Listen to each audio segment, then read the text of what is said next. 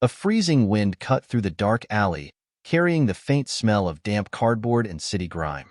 Clarence, his fingers numb and trembling, crouched over a battered wallet lying in the shadow of a dumpster. The thick leather looked out of place here, its edges still crisp despite the mud smearing its surface. His heart pounded. Inside, he could see the glint of cash, but something else caught his eye. A photograph tucked into a clear sleeve, the image faded but unmistakably familiar. Clarence pulled the wallet closer, his worn gloves brushing against the damp ground. His stomach churned, not from hunger this time, but from the uneasy recognition of the face in the photograph. A man, probably in his 60s, with a stern expression and cold, piercing blue eyes, stared back at him. He didn't know this man personally, but that face stirred something buried deep in his memory, something he couldn't quite place. The streetlights flickered overhead as Clarence stood, cradling the wallet like a fragile artifact. The temptation was there. The thick stack of $100 bills would keep him warm and fed for weeks. But the thought of keeping it made his chest tighten. He had lived his whole life on principle, no matter how cruelly the world treated him. He glanced around the empty alley, then sighed and tucked the wallet into his pocket. The diner on the corner was his first stop. Clarence stepped inside, his shabby coat doing little to keep the warmth of the building from stinging his skin. He approached the counter where a young waitress stood, her tired eyes widening slightly at his appearance. "I found this," he said, pulling the wallet from his pocket and placing it carefully on the counter. "Think you could help me track down the owner?" The waitress hesitated, her gaze flicking from Clarence to the wallet. "You didn't take anything?" Clarence's jaw tightened. "No, ma'am. I'm just trying to do the right thing." She nodded cautiously, opening the wallet and pulling out an ID card. "Walter Graham," she read aloud, then gave Clarence a sideways glance. "You sure you want to return it to this guy? Well, let's just say he's not exactly friendly." Clarence frowned. The name didn't ring a bell, but the look in her eyes was warning enough. Still, he wasn't about to turn back now. Walter Graham's house was a fortress, a sprawling estate surrounded by a wrought iron gate that glinted under the harsh glare of security lights. Clarence stood outside, clutching the wallet, his breath visible in the icy night air. A small intercom was mounted on the gate post. He pressed the button, wincing as a sharp burst of static answered him. "Who's there?" A gruff voice crackled through. "I found your wallet," Clarence said, trying to steady his voice.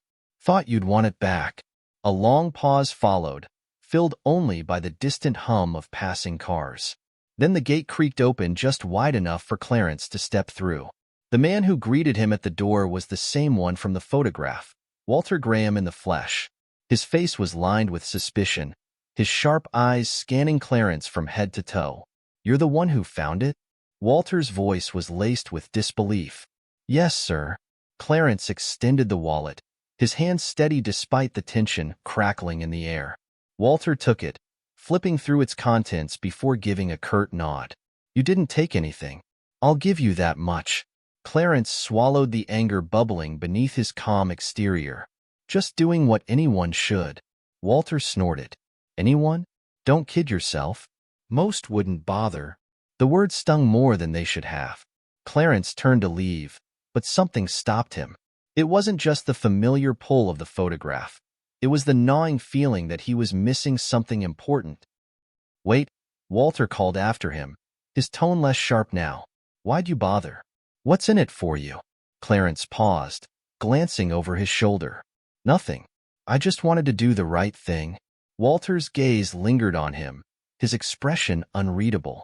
"Well, I'll say this much. You don't look like the type to cross paths with someone like me. Where are you from?" The question hit harder than expected.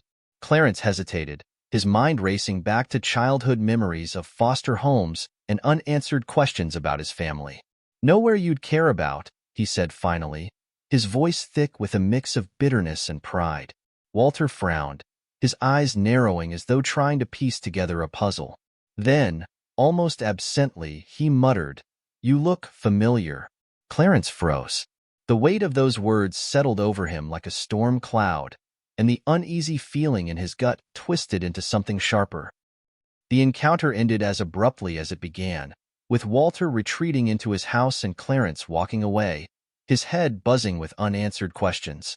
But as he stepped back onto the sidewalk, his mind lingered on the photograph, and the faint echo of recognition he couldn't shake. The stakes had risen, though he didn't fully understand why. All he knew was that this wasn't the end of his connection to Walter Graham. It was only the beginning of something much larger and much more personal. The night air carried a biting chill as Clarence's footsteps echoed against the desolate pavement. The exchange with Walter Graham left him unsettled, his mind circling back to that faint murmur. "You look familiar." He pulled his threadbare coat tighter around his body, but it did little to keep out the cold or the uneasy feeling growing in his chest. Something about the man's tone, the way his sharp gaze lingered on Clarence, felt as though it carried more weight than a passing comment. It gnawed at him, an itch he couldn't scratch. Clarence's makeshift shelter was a patch of concrete beneath an overpass. It wasn't much, just a collection of blankets, a worn-out backpack, and a few personal trinkets he'd managed to hold onto over the years. As he settled in for the night, the wallet's photograph haunted him. Those piercing blue eyes, the stern set of the man's jaw, it wasn't just a resemblance. It was a memory he couldn't fully place, something that lingered at the edge of recognition. But from where? Sleep didn't come easily. Clarence's mind churned, replaying the encounter and the implications of Walter's words. By morning, the faint light of dawn seeped through the cracks in the city skyline, and Clarence knew he couldn't let it go. There was something more to this, something that needed unraveling. By mid-morning, Clarence found himself outside the diner again, his hands stuffed deep in his pockets to stave off the cold. The waitress from the night before recognized him instantly and offered a faint smile of recognition. "Back so soon?" she asked, wiping her hands on a rag. "Lose something this time?" Clarence shook his head, though his expression was serious. "Do you know anything about that man? Walter Graham?" The waitress hesitated, her brow furrowing as she leaned closer. "What's this about?" "It's—" Clarence searched for the right words. "It's personal. Let's just say something about him feels familiar." Her eyes narrowed slightly, as though weighing whether to trust him. After a moment, she sighed. "Walter's a big shot in these parts. Owns half the buildings downtown. Cold as ice, though. You're not the first to say he gives off a weird vibe." "What do you mean?" Clarence asked, leaning forward. "I don't know much," she admitted. "But people talk. Rumors about his family, or lack of one. He's always been kind of a recluse, keeps to himself. But he's got a temper if you cross him." Family. The word lingered in Clarence's mind. If Walter Graham had a family, why did Clarence feel so drawn to him? And why couldn't he shake the feeling that their paths had crossed before? Clarence decided to dig deeper. The city library, a grand, aging building with creaky wooden floors and towering shelves, was his next stop. He spent hours combing through public records, newspaper archives, and any information he could find on Walter Graham. The man's name appeared frequently in the business section: real estate deals, community projects, and legal disputes. But it wasn't until Clarence stumbled upon an old photograph in a local news article that the pieces began to click. The photo showed a younger Walter Graham standing beside a woman, her features soft, her smile warm. In her arms was a small boy with a head full of tight curls and wide, curious eyes. Clarence's breath caught in his throat. The boy's face mirrored his own childhood photographs. The realization hit like a freight train. Could it be? Was he Walter Graham's son? The discovery rattled Clarence to his core. He left the library in a daze, the bustling city around him blurring into a haze of noise and motion. Questions swirled in his mind, each one more overwhelming than the last. If Walter Graham was his father, why had he been left to fend for himself? Why had he grown up without a family, bouncing from one foster home to another? And, most importantly, why did Walter seem so oblivious to his existence? Clarence knew he needed answers, but confronting Walter again wasn't something he could do without preparation. He decided to start small, digging into his own past for clues that might confirm or deny his suspicions. His first stop was the social services office where his foster care records were stored. The clerk, a weary-looking woman with kind eyes, raised an eyebrow when Clarence explained his request. "You're looking for biological family information?" she asked. "Yes," Clarence replied, his voice steady despite the nerves tightening his stomach. "I think I found someone who might be connected, but I need to be sure." She nodded and disappeared into the back office. The minutes stretched into what felt like hours before she returned, a thin manila folder in her hands. "This is all we have," she said, sliding it across the counter. "Good luck." Clarence's hands shook as he opened the folder. The records were sparse, but there it was, his birth certificate. The mother's name was unfamiliar, but the father's name, Walter Graham. The air seemed to leave the room as Clarence stared at the name. The truth finally laid bare. That evening, Clarence stood once again outside Walter Graham's estate. The gate loomed tall and imposing, but this time, the weight of uncertainty had been replaced by determination. He pressed the intercom button, his heart hammering in his chest. "It's Clarence," he said when the static cleared. "We need to talk." There was a long pause, followed by a gruff, "Come in." The gate creaked open, and Clarence stepped onto the pristine driveway, each step feeling heavier than the last. Walter met him at the door, his expression unreadable. "What is it now?" Walter asked, his tone brusque. Clarence's gaze met his, unwavering. "We need to talk about my mother. And about you." Walter's face hardened, his eyes narrowing. "I don't know what you think you're getting at, but—" "I'm your son," Clarence interrupted, the words spilling out before he could stop them. "I found the records. The birth certificate. It's all there." Walter's breath hitched, the color draining from his face. For a moment, the stern, unyielding man seemed to falter, his carefully constructed facade cracking under the weight of the revelation. He turned away, running a hand through his thinning hair as he muttered, "This can't be." "It is," Clarence said, his voice steady despite the storm raging inside him. "You left me. You let me grow up without a family, without answers. Why?" Walter didn't respond immediately. When he finally turned back to Clarence, his expression was a mix of anger, guilt, and something else Clarence couldn't quite place. "I didn't know," he said quietly. "Your mother. She never told me. And by the time I found out, it was too late. She was gone." Clarence's jaw tightened. "Too late? It's never too late to do the right thing. You could have looked for me. You think I didn't try?" Walter snapped, his voice rising. "I searched for years, but there was nothing. No trail, no leads. She vanished, and you with her." The tension between them was palpable, the air thick with unspoken words and unresolved pain. Clarence's mind raced, torn between believing Walter's sincerity and holding on to the anger that had fueled him for so long. "So what now?" Clarence asked finally, his voice barely above a whisper. "What are you going to do about it?"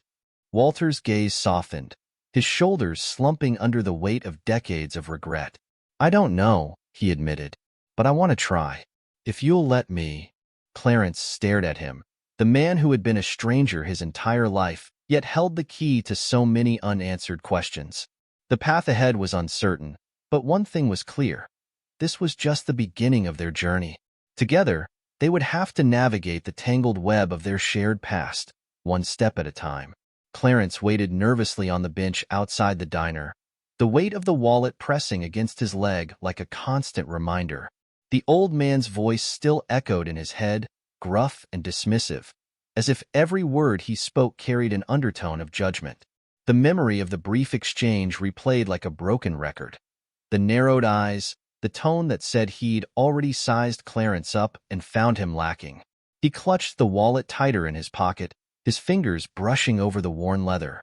There was something deeply personal about holding another man's wallet. Inside were the keys to his identity, photographs, cards, crumpled receipts that told stories of a life far removed from Clarence's own. And yet, something about it made him feel like he was prying, like the contents of this wallet held secrets he wasn't meant to uncover. "Hey, mister," a voice interrupted, snapping Clarence out of his thoughts. A young boy, no older than 10, stood a few feet away, clutching a basketball under his arm. "You waiting for someone?" Clarence forced a smile, though it felt hollow. "Just thinking."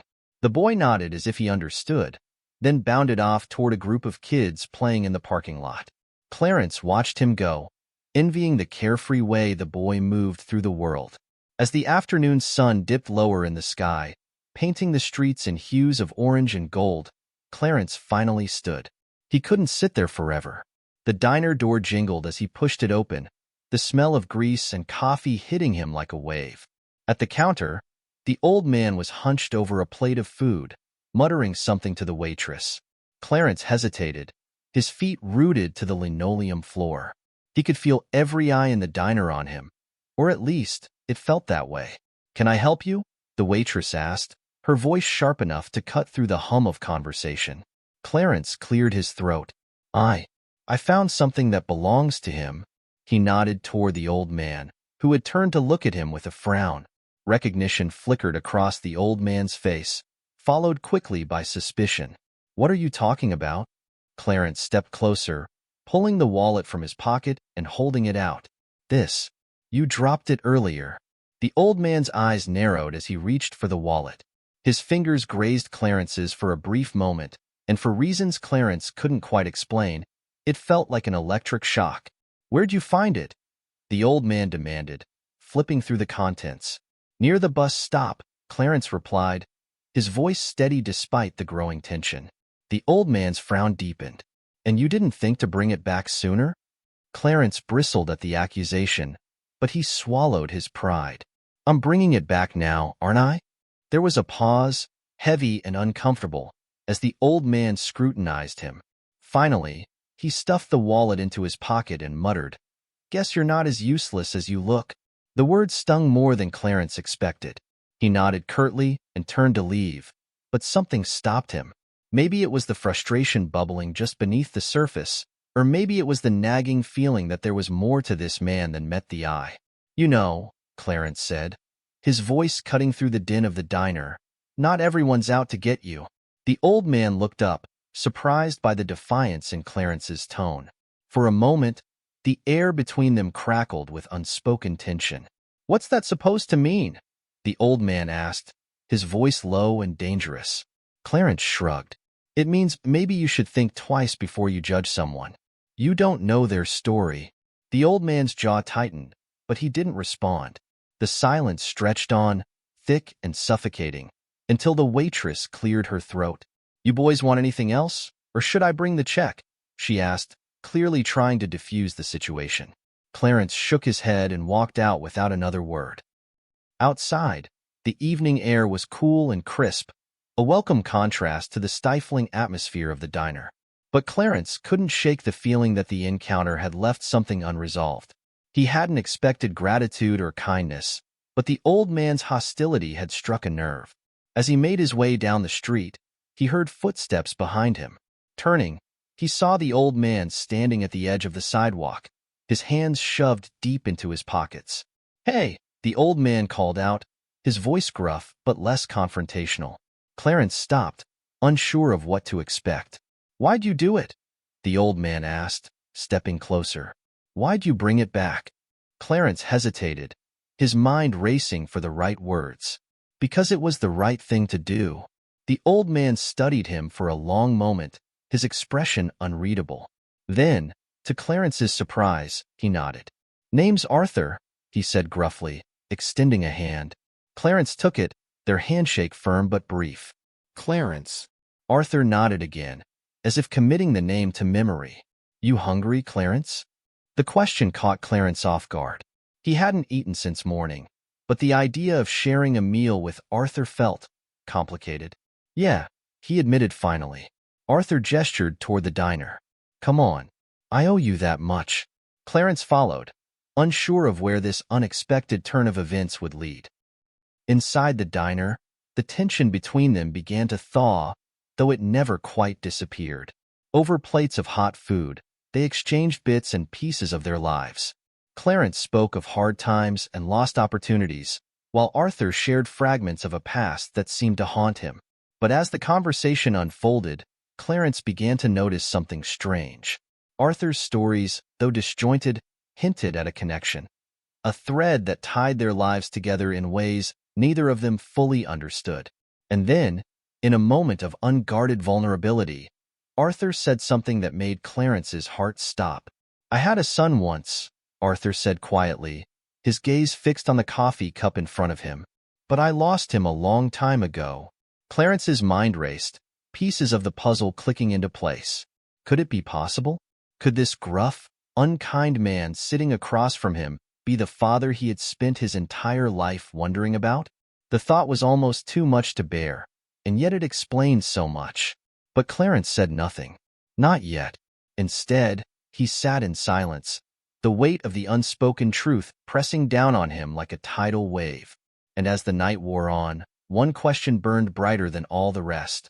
If Arthur was his father, what would that mean for the man he had become, and the man he still hoped to be? Clarence couldn't shake the feeling that the answers he sought were just out of reach, lingering in the air between him and Arthur. The man's mention of a lost son weighed heavily on Clarence's mind, intertwining with the fragmented pieces of his own past. It was as if the threads of their lives were converging in a way neither of them had anticipated. But the truth had a way of surfacing when least expected. They were still seated at the diner, the hum of low conversations and clinking silverware providing a backdrop to the rising tension. Arthur took another sip of his coffee, his weathered hands trembling slightly as he set the cup back on its saucer. "You ever feel like life just robbed you?" Arthur asked suddenly, his voice low and rough. Clarence's eyes flickered to him. "Every day." Arthur exhaled sharply, as if Clarence's response hit too close to home. He stared at his hands, the silence stretching between them. Then, almost as if he were speaking more to himself than to Clarence, Arthur muttered, "I didn't mean to let him go." Clarence's pulse quickened. His throat felt dry as he forced himself to speak. "Your son?" Arthur nodded, his gaze still fixed on the coffee cup. "Yeah, my boy. I wasn't there for him. I didn't want to be. Not back then. Too selfish, too damn proud. By the time I realized what I'd done, it was too late." Clarence leaned forward, his heart pounding. "What happened to him?" Arthur hesitated, his jaw tightening. "His mother took him away. Said he didn't need a man like me in his life, and maybe she was right. But I still wonder, what kind of man did he grow up to be? Is he out there somewhere, hating me for what I did? Or did he move on, forget about me entirely?" The weight of Arthur's confession settled over Clarence like a storm cloud, and for a moment, he couldn't breathe. The parallels between Arthur's story and his own were undeniable. He thought of his mother, how she had always refused to speak of his father, saying only that he wasn't someone worth knowing. Could it be? "Did you ever try to find him?" Clarence asked, his voice barely above a whisper. Arthur shook his head. "How could I? I wouldn't even know where to start. And even if I did find him, what would I say? Sorry I wasn't there? Sorry I didn't give a damn when you needed me most?" Clarence's chest tightened, the emotions threatening to overwhelm him. He wanted to scream, to demand answers, but instead, he forced himself to ask the one question that mattered. What was his name? Arthur finally looked up, his eyes meeting Clarence's. There was a long pause, the air between them crackling with tension. "Clarence," Arthur said quietly. The name hit like a thunderclap, the weight of it crashing down on both of them. Clarence's breath caught in his throat as the truth unraveled before him, undeniable and devastating. Arthur's face twisted with confusion and dawning realization as he studied Clarence more closely. What did you say your name was?"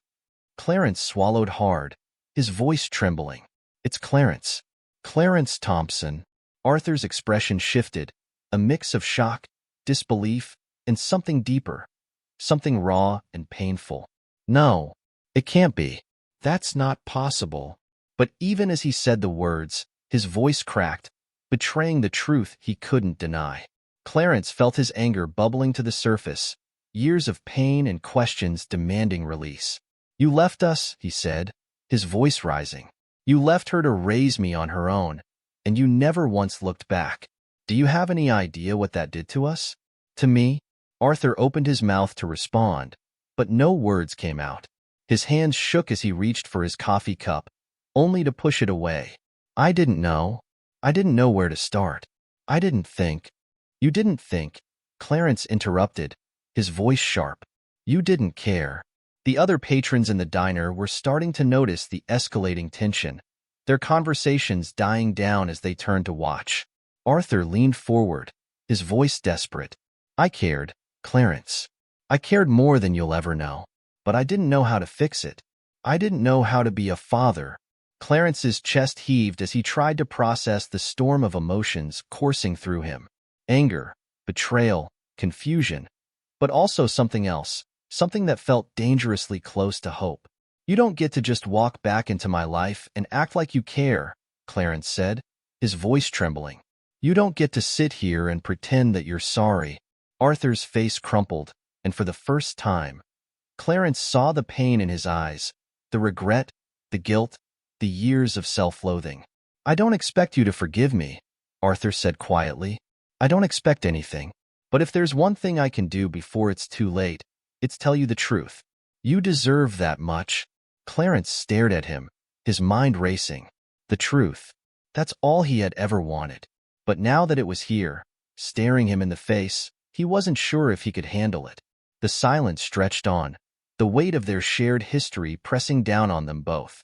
Around them, the diner seemed to fade away, leaving only the two of them locked in a moment that felt both infinite and fragile.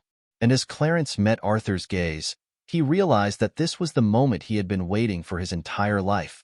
The moment where everything he thought he knew would change forever. Clarence's fists clenched as he stood from the booth, the intensity of the moment rendering him unable to sit still. His chest rose and fell with each labored breath as Arthur stared at him, his eyes pleading for something Clarence wasn't sure he could give. The silence between them was a battlefield of words left unsaid, pain left unresolved, and years of estrangement neither man knew how to bridge. The diner felt suffocating now, the eyes of strangers burning into Clarence as he tried to calm the storm within. I need air, Clarence muttered, his voice raw, before turning and stepping outside. The cool evening breeze hit him like a balm, though it did little to settle the chaos in his heart. He leaned against the cold metal railing outside the diner, his gaze fixed on the ground as he replayed Arthur's words in his mind. I didn't know where to start. I cared more than you'll ever know. The excuses felt hollow, yet there was a fragility to Arthur's confession that Clarence couldn't ignore.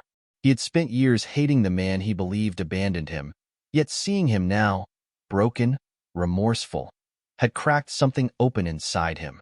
Moments later, Arthur followed him out, his steps slow and hesitant.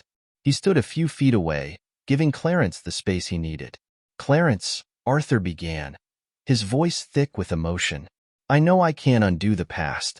I know I don't deserve anything from you. But I want to try.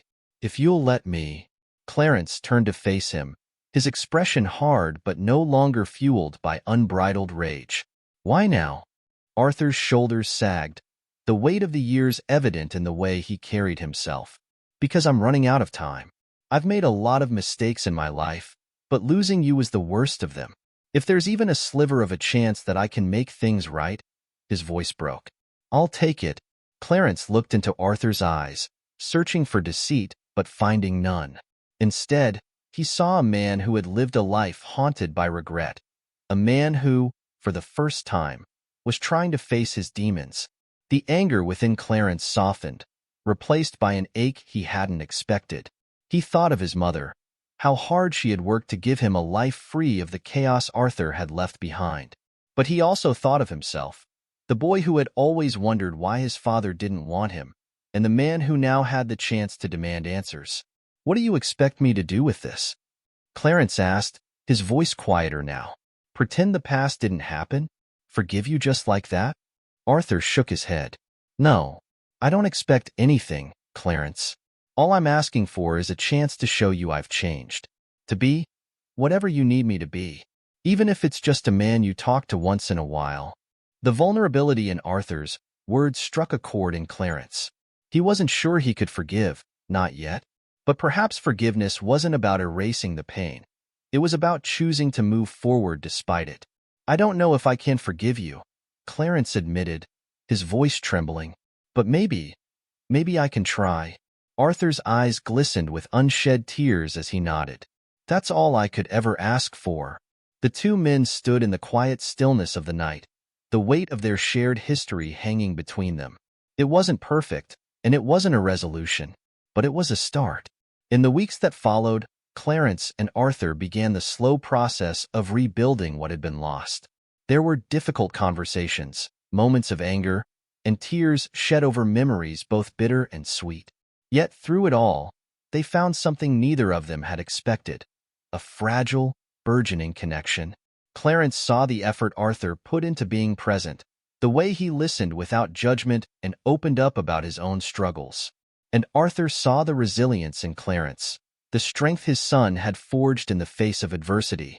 As Christmas approached, Clarence found himself inviting Arthur to dinner, a gesture that surprised them both. It was a quiet evening, filled with tentative smiles and stories shared over a simple meal. By the time the night ended, Clarence stood at the door, watching as Arthur prepared to leave. "Thanks for coming," he said awkwardly, unsure of how to express the complicated emotions swirling within him. Arthur smiled, his expression soft and grateful. "Thank you for letting me." And as Clarence closed the door behind him, he felt a sense of closure, not because everything was resolved, but because he had taken the first step toward healing. Life wasn't about perfect endings, he realized. It was about finding the strength to face the pain, the courage to forgive, and the hope to keep moving forward. Sometimes, the hardest thing to do was to let go of the past. But in doing so, Clarence discovered something he hadn't thought possible: the chance to build a future. If you enjoyed this story, don't forget to like, subscribe, and follow us for more powerful emotional tales. Your support means the world, and we can't wait to share more stories with you. See you next time.